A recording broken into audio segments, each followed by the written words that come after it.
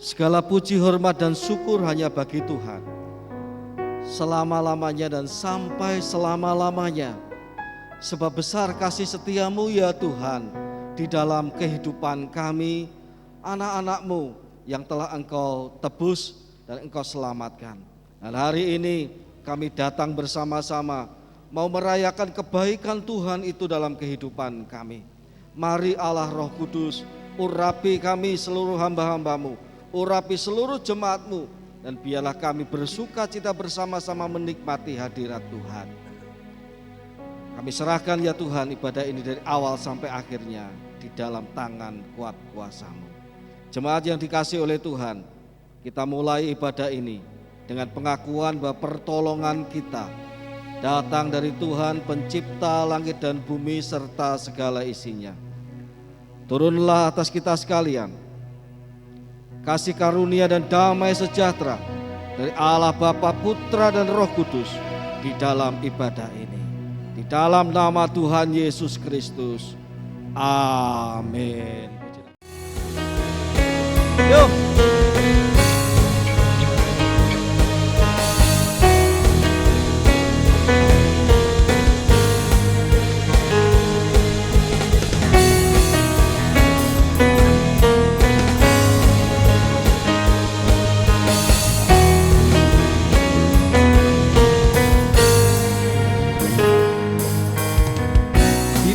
Saatnya kami berkumpul bersatu dari setiap suku dan bangsa, berdiri di hadapan tata anak domba, satu suara menyatakan keselamatan bagi Allah yang duduk dan bertata. Kami naikkan pada anak domba, pujian dan kekuatan, hormat dan kekuasaan, kemuliaan bagi-Nya selamanya. Yuk.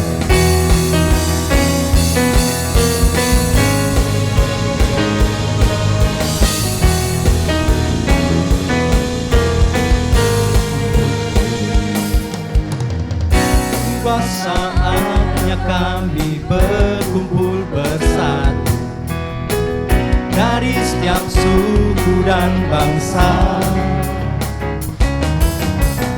berdiri di hadapan tata anak domba, satu suara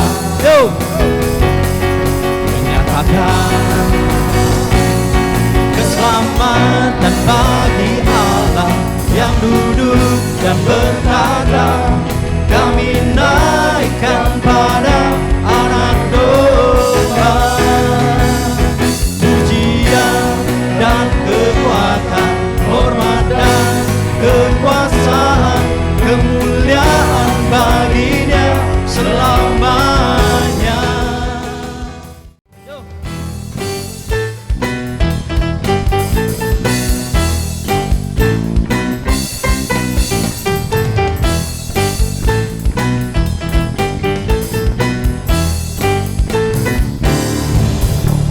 Bersama-sama katakan, hanya Kau milikku di surga,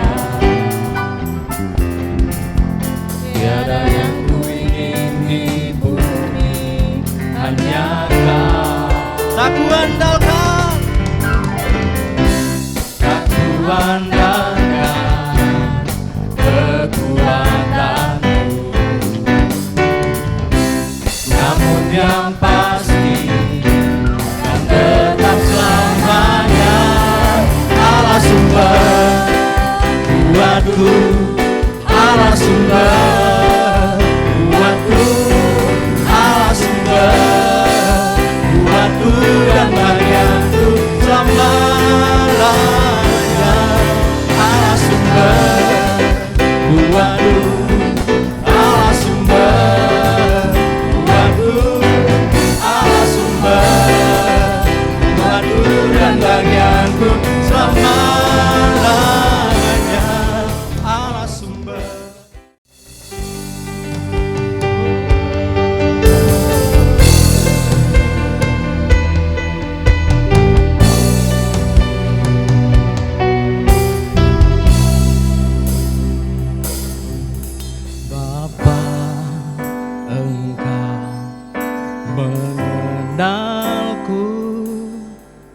lebih dari siapapun. Engkau tahu ceritaku dan isi hatiku. Tak peduli masa lalu, Engkau tetap memilihku. Ubahkanku, sempurnakan, jadi karya yang indah. Ini aku percaya, tiada yang mustahil bagimu. Kuasa-Mu kuatkanku, dasarku berharap. Kini aku berserah pada rancangan-Mu bagiku. Ku ikuti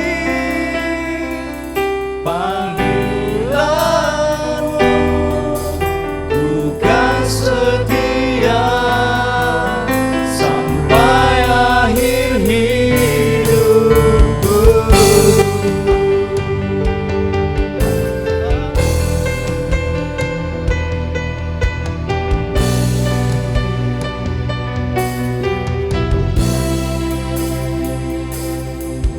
Bapa, Engkau mengenalku lebih dari siapapun. Mari kita berkatakan ini. Engkau tahu ceritaku dan isi hatiku. Tak peduli masa lalu, Engkau tetap memilihku. Ubahkanku, sempurnakan, jadi karya yang indah. Mari kita mengangkat tangan kita. Kini aku percaya, tiada yang mustahil bagimu. Kuasa-Mu kuatkanku, dasarku berharap. Kini aku berserah pada rancangan-Mu bagiku. Ku ikuti panggilan-Mu, ku kan setia sampai akhir hidup.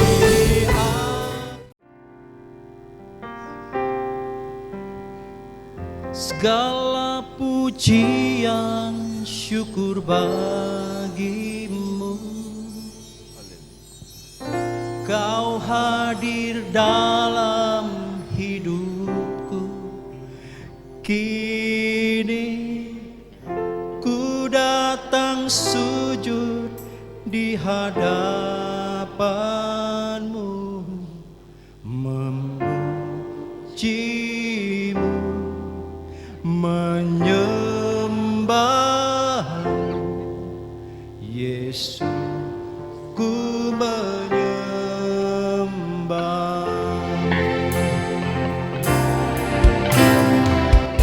segala pujian syukur bagi. Mari kita sembah Dia. Terima kasih. Kau hadir dalam hidupku. Kini ku datang sujud di hadapan-Mu, memuji-Mu, menyembah-Mu, Yesus, ku menyembah-Mu.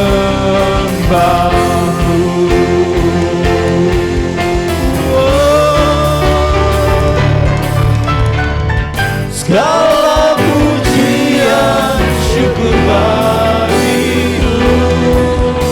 Terima kasih. Kau hadir dalam. Terima kasih Yesus.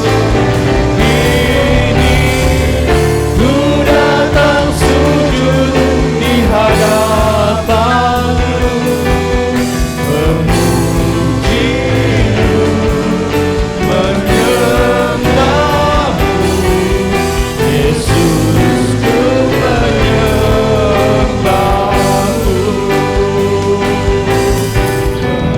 memuji-Mu, menyembah-Mu, Yesus, ku menyembah-Mu,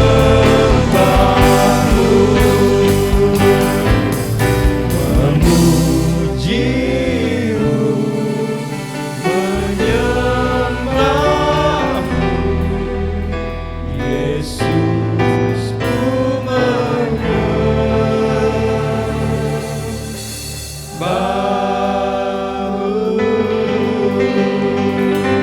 Haleluya.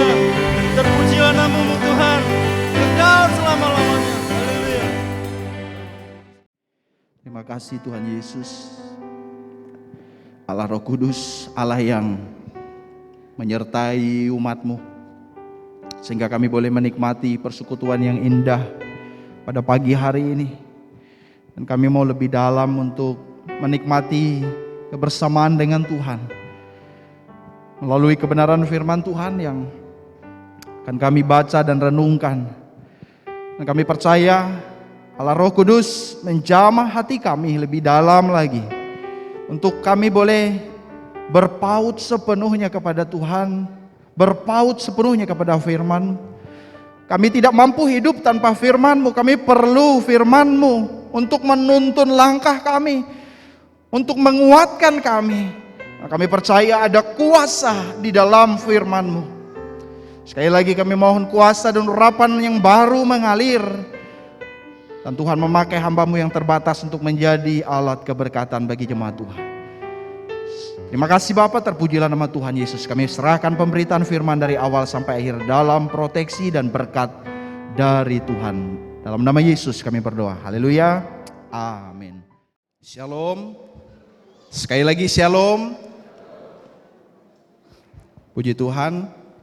Hari ini kita boleh diberi kesempatan oleh Tuhan untuk menikmati persekutuan yang indah dengan Tuhan. Saya yakin ada sukacita, ada damai sejahtera, dan ada kekuatan yang baru di dalam Tuhan Yesus Kristus. Amin.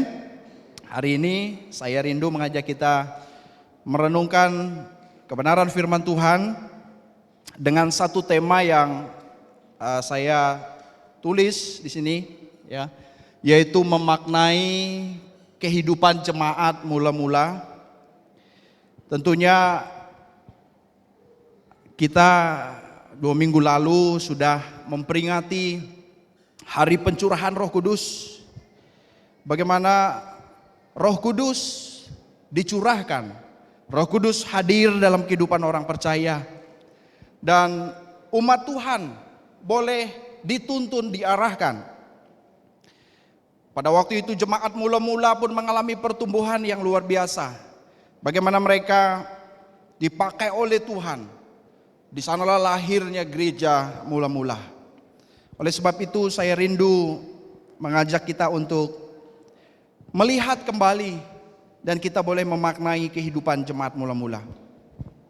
Ada beberapa teks firman Tuhan, tetapi kita tidak baca semua ayat yang dicantumkan, ya. Dan juga ada ayat-ayat yang lain. Mari kita perhatikan beberapa ayat di dalam Kisah Para Rasul. Kisah Para Rasul pasal yang pertama, ayat yang ke-8. Saya bacakan ya, Bapak Ibu boleh perhatikan. Tetapi kamu akan menerima kuasa kalau Roh Kudus turun ke atas kamu, dan kamu akan menjadi saksiku di Yerusalem dan di seluruh Yudea dan Samaria dan sampai ke ujung bumi. Lalu di dalam ayat yang ke-11 pasal yang kedua, baik orang Yahudi maupun penganut agama Yahudi, orang Kreta dan orang Arab, kita mendengar mereka berkata-kata dalam bahasa kita sendiri tentang perbuatan-perbuatan besar yang dilakukan Allah. Lalu di dalam pasal 2 ayat 41 sampai ayat yang ke-47, mari kita perhatikan.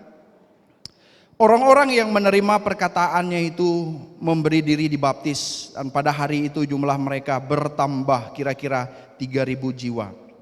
Mereka bertekun dalam pengajaran rasul-rasul, dan dalam persekutuan mereka selalu berkumpul untuk memecahkan roti dan berdoa. Maka ketakutanlah mereka semua, sedang rasul-rasul itu mengadakan banyak mujizat dan tanda.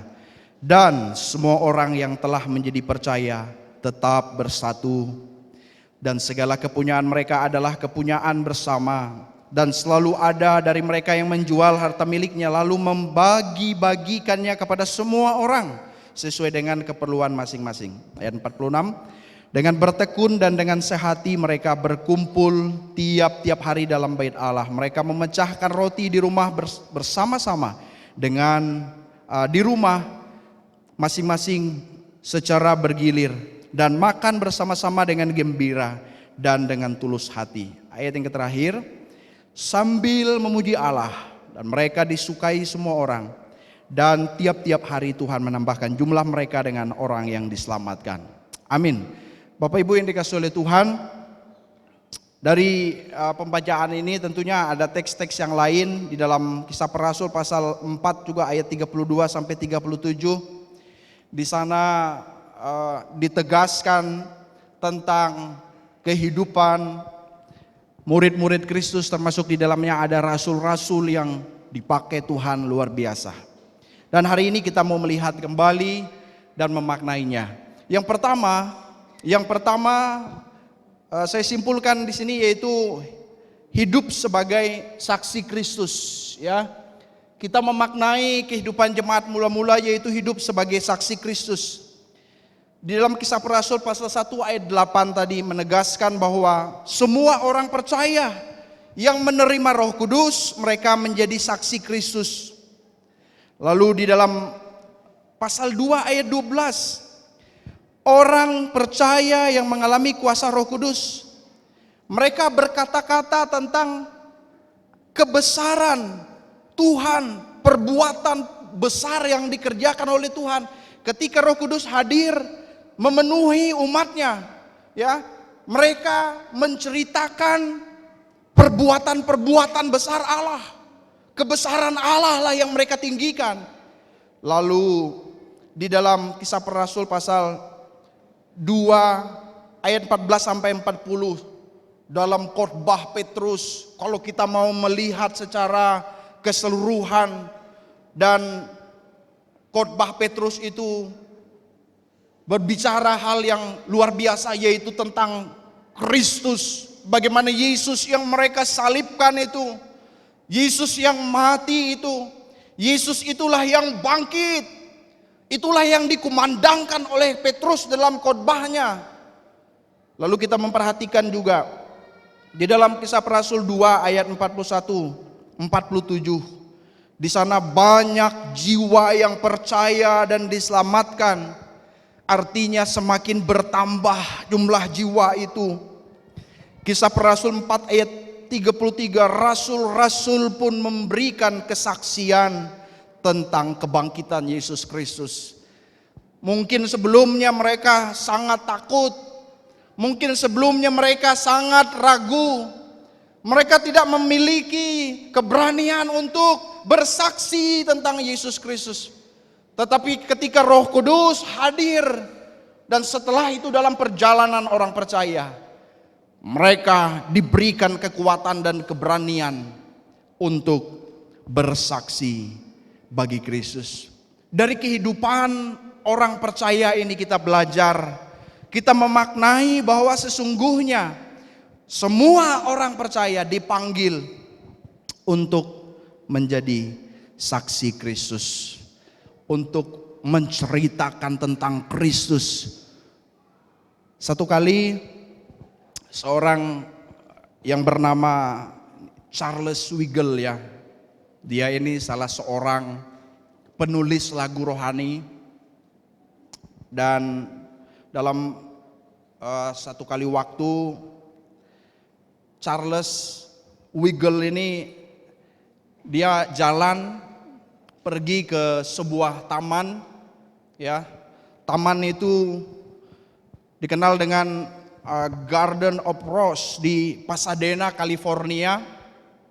Lalu dia menikmati indahnya taman itu, bagaimana bunga yang bermekaran ada di taman itu. Ada bau yang semerbak, bau wangi yang luar biasa. Lalu setelah selesai, Charles Weigle ini keluar dari taman itu. Ada seorang yang menyapa dia. Ada seorang yang bertanya kepadanya, "Pak, Bapak dari Pasadena ya?" Oh, dia berkata, "Kok kamu tahu?"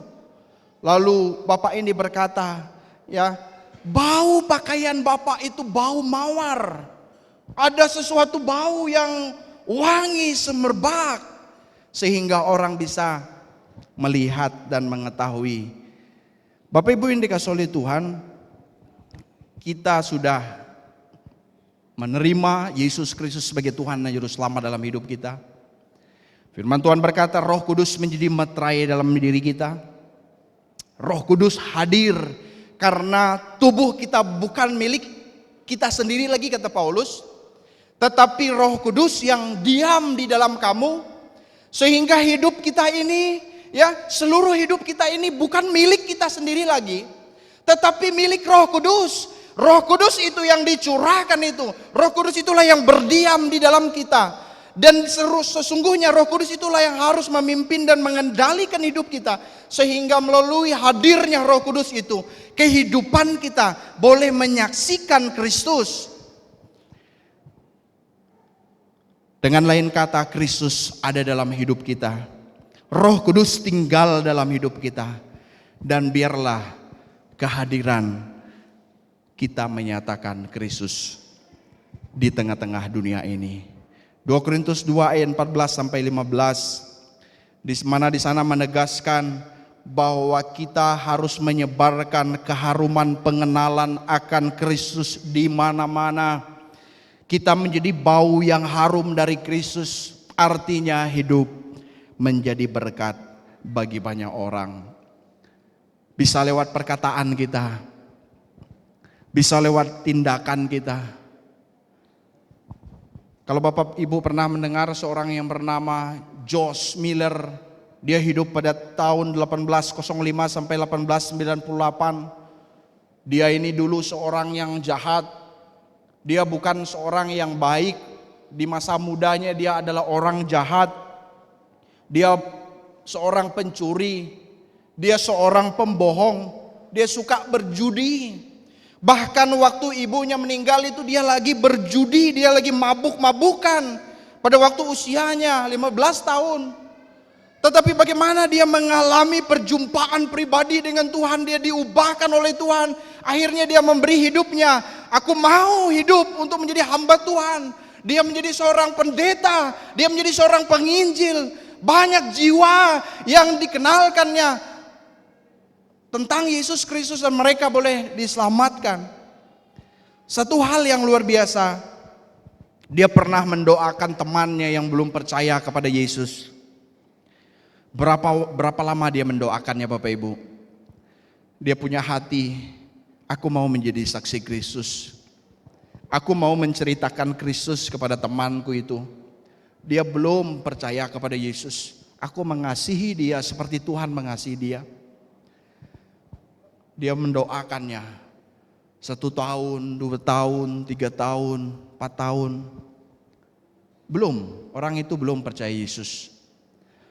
Bahkan 10 tahun juga belum. 20 tahun juga belum. 30 tahun juga belum. Di dalam kesaksian itu, dia mendoakan temannya lebih dari 52 tahun. Dan orang itu menerima Yesus saat menyaksikan Muller ini dikuburkan. Barulah orang itu, temannya itu percaya kepada Yesus ketika dia meninggal dunia.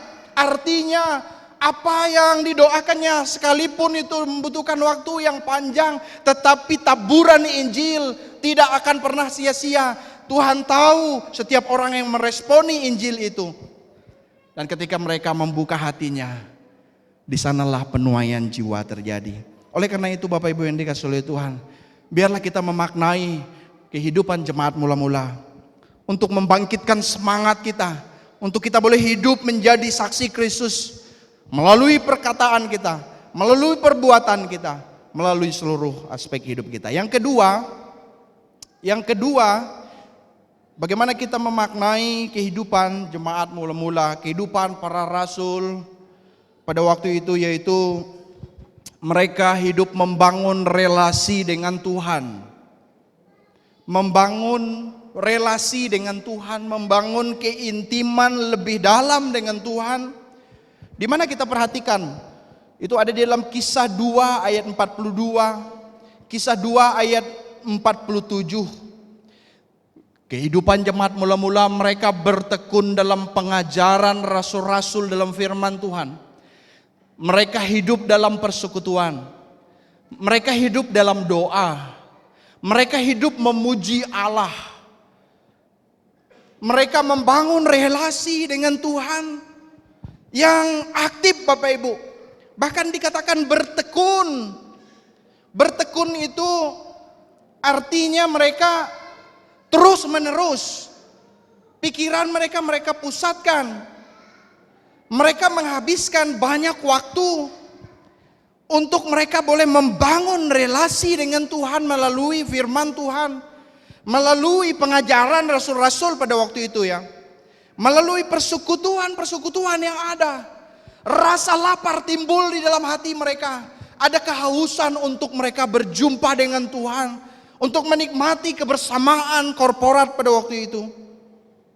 Ada kegairahan di sana, ada kesungguhan, ada sikap yang ditunjukkan dalam keseriusan yang kontinuitas ya, berkelanjutan.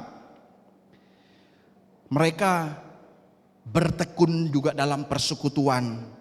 Persekutuan itu bicara tentang ikatan keutuhan sebagai tubuh Kristus. Ada kebersamaan didasari atas pengajaran yang benar. Inilah persekutuan dalam kehidupan jemaat pada waktu itu. Tetapi juga mereka senantiasa ada di dalam doa, selalu berkumpul untuk berdoa. Intensitas waktunya ya makin terus menerus bertambah. Doa pribadi penting. Doa korporat juga penting. Itulah sebabnya gereja kita ada malam pujian dan doa, kita selalu menghimbau kepada jemaat betapa pentingnya doa korporat itu. Betapa pentingnya bersatu bersama-sama berdoa itu. Tidak hanya berdoa secara pribadi, tidak juga hanya berdoa untuk pergumulan kita pribadi, tetapi kita berdoa untuk banyak hal. Berdoa untuk banyak hal yang perlu. Karena melalui doa kita membangun relasi dengan Tuhan Allah sumber kehidupan. Bapak Ibu yang dikasihi oleh Tuhan, mereka juga memuji Allah. Terus memuji-muji Allah, agungkan Allah. Mereka menyanjung Dia, mereka memuliakan Dia, ya. Mereka memuja Dia. Kupuja Engkau Allah, kutinggikan Engkau Allah, kumuliakan Engkau Allah, ku menghormati-Mu ya Tuhan. ya rasa kagum mereka kepada Tuhan itu mereka luapkan dengan pujian mereka kepada Tuhan. Orang yang menghormati Tuhan tidak pernah terlepas daripada orang itu akan memuji Tuhan. Orang Kristen harus membangun relasi dengan Tuhan di dalam firman Tuhan, persekutuan atau ibadah, di dalam doa, di dalam memuji Tuhan. 2 Timotius pasal 3 ayat 5. Secara lahiriah mereka menjalankan ibadah mereka, tetapi pada hakikatnya mereka memungkiri kekuatannya. Pada hari-hari terakhir akan datang masa yang sukar, kata Timotius. Masa yang sukar itu terjadi juga pada waktu itu. Tetapi masa yang sukar juga berbicara tentang progress, revelation, ya, untuk waktu dalam pewahyuan yang suatu saat juga akan terjadi menjelang akhir zaman. Bagaimana orang itu hanya secara lahiriah saja beribadah. Mereka memungkiri kekuatannya, tidak ada gunanya ibadah. Barangkali mereka berpikir untuk apa ibadah? Ibadah hanya secara lahiriah saja, datang saja, ya, bersekutu.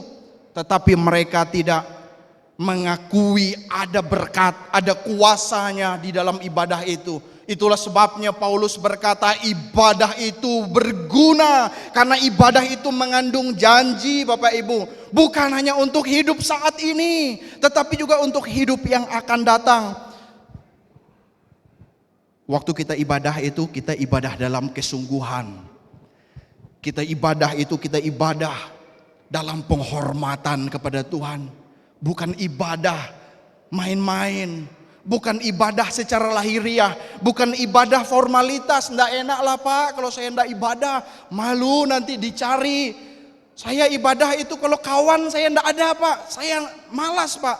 Kalau ada kawan saya, oh lebih seru Pak. Rasanya lebih mantap. Tapi kalau si dia nggak ada, saya malas Pak ibadah Pak. Kita ibadah, kita sedang menghormati Tuhan. Kita ibadah, kita sedang membangun relasi kita dengan Tuhan. Ketika kita ibadah, kita sedang membangun iman kita. Ketika kita ibadah, ibadah itu membawa berkat. Bukan hanya saat ini, tetapi juga berkat kekekalan. Doa yang dilakukan oleh jemaat mula-mula itu juga menjadi sesuatu yang penting di dalam kehidupan orang percaya. Jangan abaikan doa. Orang-orang yang dipakai oleh Tuhan itu mereka adalah orang-orang yang hidup di dalam doa. Kehidupannya memang di dalam doa. Kalau kita melihat Billy Graham itu dia punya tim doa itu lebih dari 100 orang. Ya, kalau kita melihat Spurgeon, Charles Spurgeon penginjil yang dipakai oleh Tuhan itu dia mempunyai 700 orang yang melakukan persekutuan gereja dalam persekutuan doa dalam gerejanya. Dan yang lain masih banyak lagi kita melihat bahwa doa juga sangat penting. Dan kehidupan jemaat mula-mula membangun relasi dengan Tuhan di dalam pujian kepada Tuhan. Pujian yang lahir dari hati. Pujian dalam kesungguhan. Pujian dalam penghormatan kepada Tuhan. Satu kali ada seorang petani Irlandia. Petani Irlandia ini hadir dalam sebuah KKR. Petani Irlandia ini menikmati lawatan Allah, mengalami lawatan Allah dalam sebuah KKR rohani.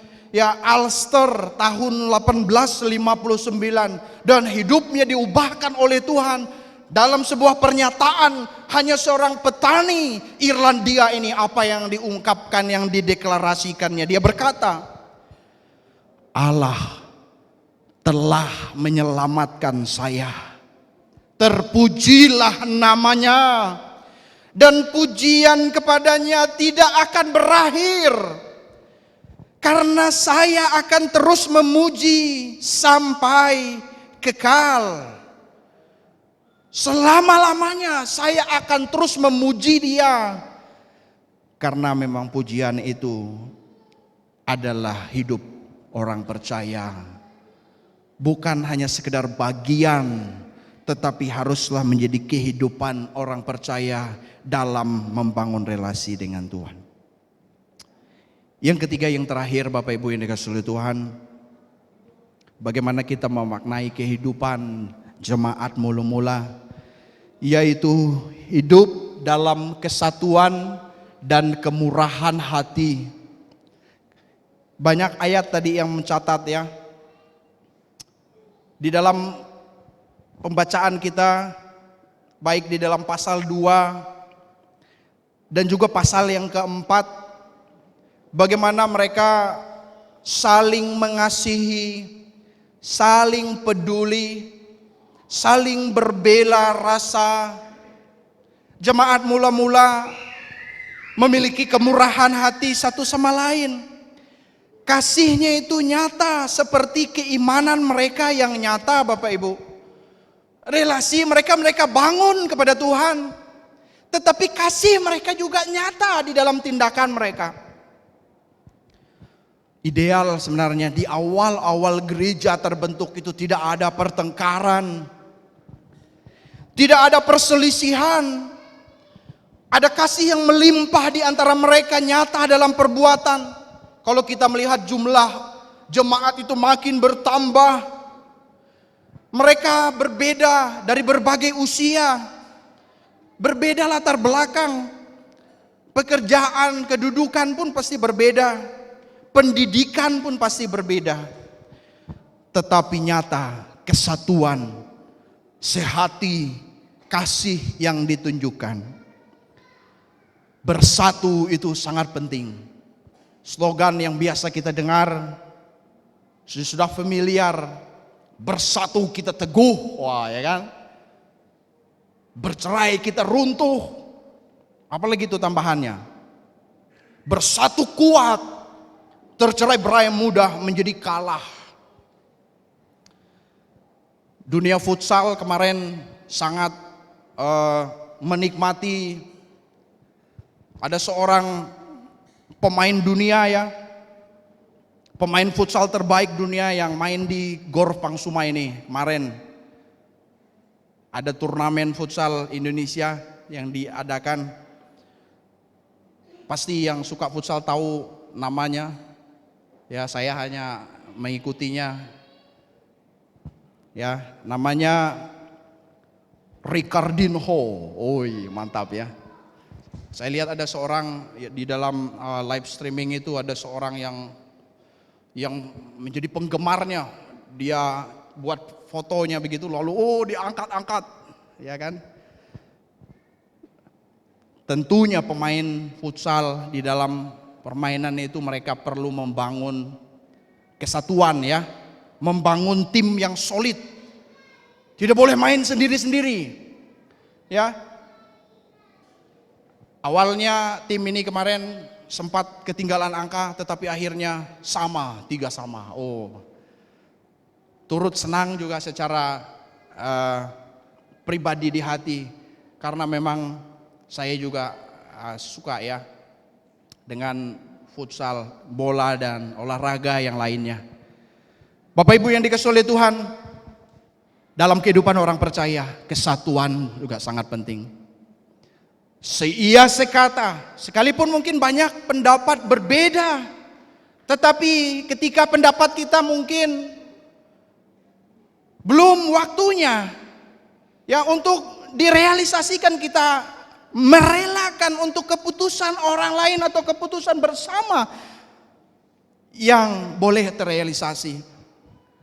Dalam perbedaan tentunya Tuhan memberikan ya perbedaan yang luar biasa, namun keharmonisan haruslah ada di dalam kehidupan orang percaya. Bukankah Alkitab berkata dalam Kristus ada kasih mesra, ada belas kasihan. Bahkan Paulus berkata, sempurnakanlah sukacitaku dengan ini. Bagaimana? Apa yang membuat Paulus berkata sempurnakan sukacitaku dengan ini? Dengan apa? Hendaklah kamu sehati sepikir dalam satu kasih, satu jiwa, satu tujuan. Filipi 2 ayat 1-3.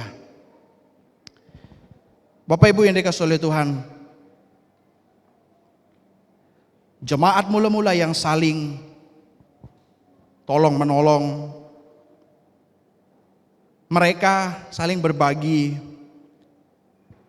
Mereka yang berkelebihan mau menolong yang berkekurangan sesuai dengan keperluan masing-masing. Apakah ketika kita berkata, Pak, saya belum bisa berbagi Pak kepada orang yang membutuhkan pertolongan. Tunggu ya Pak, tunggu nanti waktunya. Kalau kita memperhatikan di dalam Alkitab bagaimana ada contoh jemaat Makedonia di dalam 2 Korintus 8 ayat 1 sampai 5, bagaimana mereka juga memiliki spirit untuk menyatakan kasih yang rela berbagi sekalipun mereka dalam kesulitan, sekalipun mereka pun sedang mengalami tantangan. Dikatakan di sana, selagi dicobai dengan berat dalam berbagai penderitaan, sukacita mereka meluap. Dan meskipun mereka sangat miskin, namun mereka kaya dalam kemurahan. Aku bersaksi bahwa mereka telah memberikan menurut kemampuan mereka, bahkan melampaui kemampuan mereka. Jadi Bapak Ibu jemaat Makedonia dalam keadaan menderita, sangat miskin, tapi sukacita ya ada dalam hidup mereka. Mereka kaya dalam kemurahan. Bahkan mereka mendesak Paulus untuk ikut ambil bagian dalam pelayanan kasih untuk Yerusalem pada waktu itu. Kita memaknai dari kehidupan orang percaya bahwa hidup orang Kristen itu adalah hidup di dalam kasih, hidup yang rela berbagi, hidup tolong menolong, hidup dalam kesatuan. Hari ini kita belajar kembali. Roh Kudus menuntun kehidupan jemaat mula-mula. Mereka bertumbuh dalam iman kepada Yesus Kristus. Bagi kita Roh Kudus sudah dicurahkan. Dan hidup kita adalah bait Roh Kudus. Dialah yang memimpin kita dalam perjalanan kerohanian kita. Sehingga kita terus bertumbuh ke arah keserupaan dengan Kristus. Dan sekali lagi bagaimana aplikasi dari makna kehidupan jemaat mula-mula? Hidup menjadi saksi, hidup membangun relasi dengan Tuhan, hidup dalam kesatuan tubuh Kristus, dan hidup dalam kasih dan kemurahan hati. Tuhan Yesus memberkati kita semua. Kini aku percaya, mari datang kepada Tuhan. Saya undang kita bangkit berdiri bersama. tiada yang mustahil bagi Yesus, datang kepada Tuhan. Datang kepada Yesus. Dasarku berharap, oh kini aku berserah. Kami berserah Tuhan dalam rancangan-Mu, dalam hidup kami, dalam panggilan-Mu, dalam hidup kami. Untuk kami mau berkata, aku mau tetap setia seumur hidupku.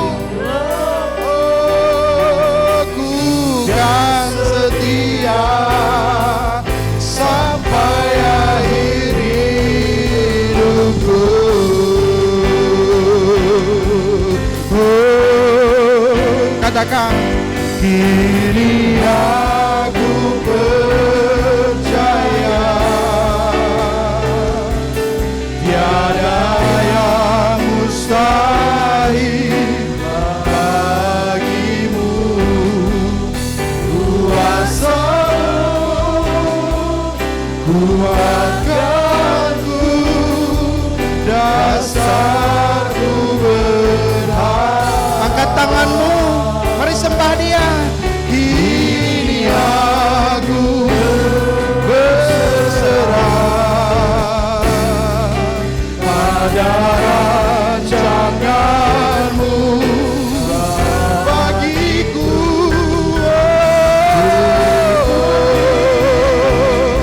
Panggilan-Mu ku kan setia sampai akhir hidupku.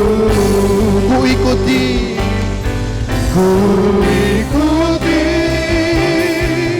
panggilan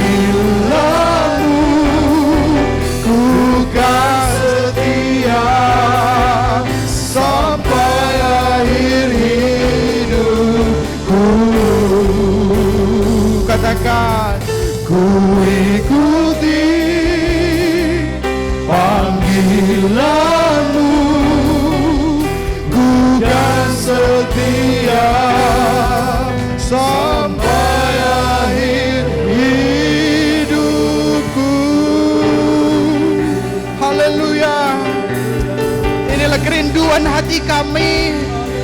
Engkau melihat isi hati kami ya Tuhan, untuk kami membangun kehidupan keimanan kami kepada Tuhan semakin lebih lagi, untuk kami boleh dipakai oleh Tuhan menjadi saksi-Mu, untuk kami boleh dipakai oleh Tuhan di dalam kehidupan kami menjadi berkat bagi orang lain melalui perkataan kami, melalui perbuatan kami.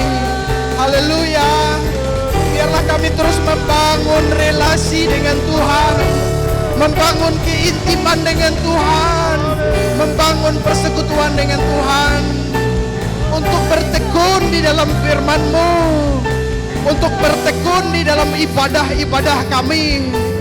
Dan ketika kami membangun ibadah kami di dalam penghormatan, di dalam kekaguman yang sungguh-sungguh lahir dari hati kami yang dalam, untuk membangun kehidupan doa kami, doa pribadi kami masing-masing, keluarga kami, doa korporat umat Tuhan di gereja ini Bapa.